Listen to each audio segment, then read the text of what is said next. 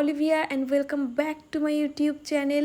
তো আজকের ভিডিওটা শুরু হচ্ছে এখন থেকে। এখন ঘড়িতে বাজে 1টা, আর আমার দিদি শিলাদিত্য আর আমি যাব কলকাতাতে।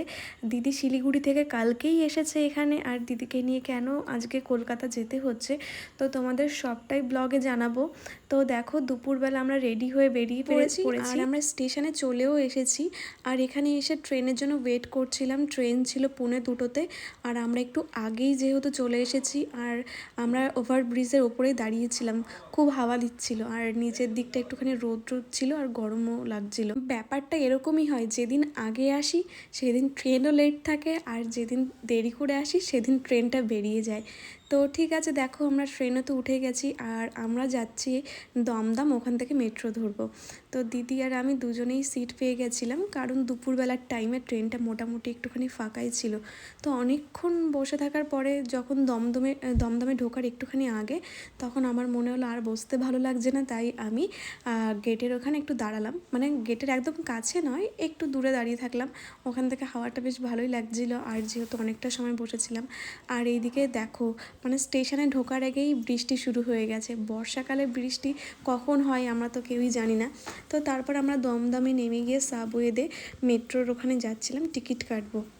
আমি যখনই সাবওয়েতে নামি তখন একটু আস্তে আস্তে নামি আর দেখে দেখে হাঁটি, কারণ এখানে তোমরাও দেখবে ম্যাক্সিমাম টাইম একটু জল জমে থাকে, সিঁড়িগুলো কেমন স্লিপি হয়ে থাকে। আর শিলাদিত্য এই ট্রেনেই ছিল, তো যেহেতু জেনারেল কম্পার্টমেন্টে ছিল, তাই আমরা বললাম মেট্রোর টিকিট কাউন্টারের ওখানে তোর সাথে দেখা হবে। তো ওর সঙ্গে আমাদের দেখা হয়ে যায়, আর তারপর আমরা মেট্রো স্টেশনে চলে আসি। আর মেট্রো স্টেশনে ঢুকতে না ঢুকতেই ট্রেনটা বেরিয়ে যায়, তারপর আর একটা নতুন করে মেট্রো আসে। তো তারপর আমরা মেট্রো ধরে চলে আসি ফোনের দোকানে। আমরা নেমেছিলাম চাঁদনি চকে, আর তারপর আমরা চলে যাই মলে। তো দিদি এখান থেকে লাস্ট পুজোর সময় iPhone 14 Pro Max নিয়েছিল, তো ফোনটা আপডেট দেওয়ার পরে নাকি একটুখানি প্রবলেম হয়ে গেছে, তো সেটা নিয়েই আমরা এখানে এসেছিলাম। তো ওনারা বলল যে একটু ওয়েট করতে হবে, আর দিদি চাইছিল ফোনের ব্যাকআপের ব্যাপারটা, মানে ও যেন সব ফটোজ ভিডিওস সব পেয়ে যায়। তো ওনারা বলল এটা যেহেতু অ্যাপেল স্টোরে যাবে, তো সেই কারণে এটার কোনো হয়তো নাও থাকতে পারে কোনো ডাটা। তো সেটা নিয়ে দিদি একটু টেনশানে ছিল। তারপর ওনারা কয়েকটা প্রসেস দেখিয়ে দিয়েছিল, তো বলেছিল এটা তোমরা বাড়িতে গিয়ে চেষ্টা করে দেখো, এরমভাবে যদি ফটোসগুলো রাখতে পারো, মানে ডাটাগুলো রাখতে পারো, তাহলে তোমরা পরের উইকে এসে আমাকে দিয়ে যেও, তারপর আমি ফোনটা সার্ভিসে পাঠাবো। তো ঠিক আছে, আমরা তারপর বাড়িতে চলে আসার জন্য প্রথম ওখান থেকে বাসে করে শিয়ালদা যাই। তো শিয়ালদা থেকে ট্রেন ধরবো। তো আমি শিয়ালদা অনেক দিন বাদে এখানে এসেছি, শিয়ালদা স্টেশনে। আমি লাস্ট হয়তো 7-8 মাস আগে এসেছি। তো দেখো প্রচণ্ড ভিড় থাকে, যেরকম হয় আর কি শিয়ালদাতে। আমরা যখন বাস থেকে নেমেছিলাম তখন আমরা ভেবেছিলাম ট্রেনটা হয়তো পাবো না। তো যাই হোক, আমরা ট্রেনটা তো পেয়ে গেছি। এবার সিট পাবো কিনা সেটাও জানি না, সেটা ভেবেই আমি আর দিদি একটুখানি তাড়াতাড়ি করে হাঁটছিলাম। আর আমি আর দিদি লেডিসেই উঠবো, আর শিলাদিত্য জেনারেলে উঠবে। আমরা যখন দুপুরবেলা বাড়ি থেকে বেরোই তখন ঠিক করে খাওয়া হয়নি, কারণ সকালের খাবারটা এত দেরি করে খেয়েছিলাম, তখন অতটা খিদেও পায়নি। আর শিলাদিত্য তো ও আমাদেরও আগে বেরিয়েছিল, তো ওরও খাওয়াটা হয়নি, তাই দিদি বলল চল আমরা ব্যারাকপুরে নামি, তো ওখান থেকে খেয়ে তারপর বাড়িতে যাব।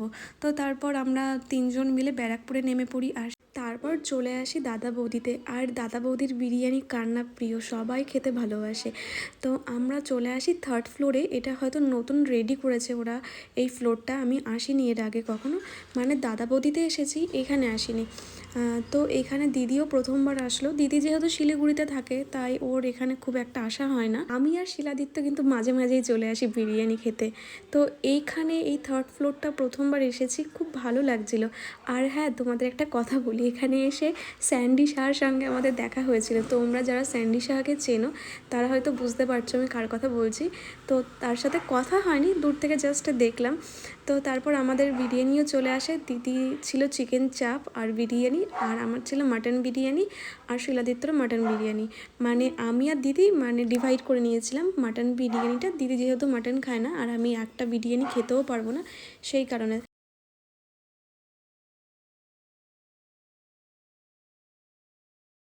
আর গরম গরম বিরিয়ানির কথা কী বা বলবো, দাদা বৌদির কথা জাস্ট ওয়াও, আমার তো ভীষণ ভালো লাগে। আর তারপর আমরা খাওয়া দাওয়া করে এখানে বিলের জন্য ওয়েট করছিলাম।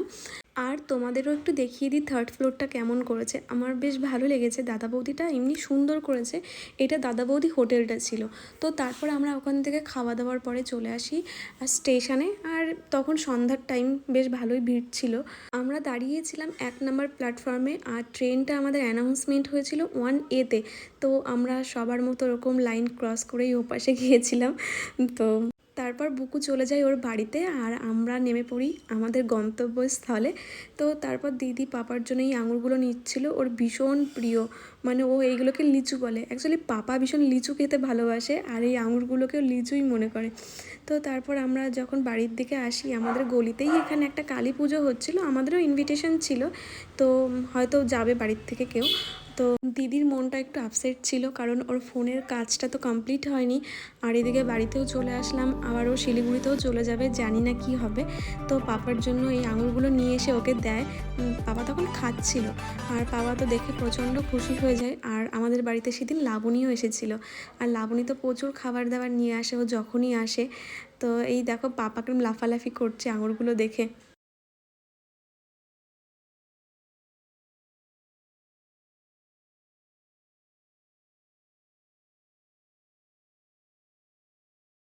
আমার দিদি যেহেতু 3 মাস বাদে বাড়িতে এসেছে, পাপা ওকে 3 মাস দেখেনি, তাই দিদিকে কখনোই ও কাজ ছাড়া করতে চাইছে না। আমরা যখন দুপুরবেলা গিয়েছিলাম তখন পাপা ঘুমোচ্ছিল, আর ও ঘুম থেকে মোটামুটি কিছুক্ষণ উঠে খাওয়া দাওয়া করতে করতে দেখে আমরা চলে এসেছি। ও দিদিকে একটু কাজ ছাড়া করতে চায় না, আর মানে সবসময় ও মনে হয় প্রচণ্ড মিস করে ও যখনই এখানে থাকে না। মানে তো দিদিকে ও মুখটা মুছিয়ে দিচ্ছিল আর জামা দিয়ে, আর আমি বলেছি আমিও ঘেমে গেছি, একটু মুছে দে। ও হাত দিয়ে মুছিয়ে দিচ্ছে। তো বলছে কই তুমি তো ঘামোনি। তো দেখো কীরকম দুষ্টু। দিদিকে বলছে তুমি কোথায় চলে গেছিলে আমাকে রেখে, আমাকে কেন নিয়ে যাওনি। আর দেখো ভালোবাসা, মানে মাসিকে এত ভালোবাসে। মাসি বলে না, ও মিট্টি মা বলে। তো দেখো ওর ঘর থেকে ওর নিজের ওয়াইপস এনে দিয়ে ও মুছে দিচ্ছে। আর এদিকে লাবণী লম্বু দুধে ভিজিয়ে নিয়ে এসেছিলো, জানি না তোমরা এগুলোকে কি বলো। তো আমরা ছোটোবেলায় এগুলোকে লম্বুই বলতাম। আর এটা দুধে ভেজালে খেতে খুব টেস্টি হয়।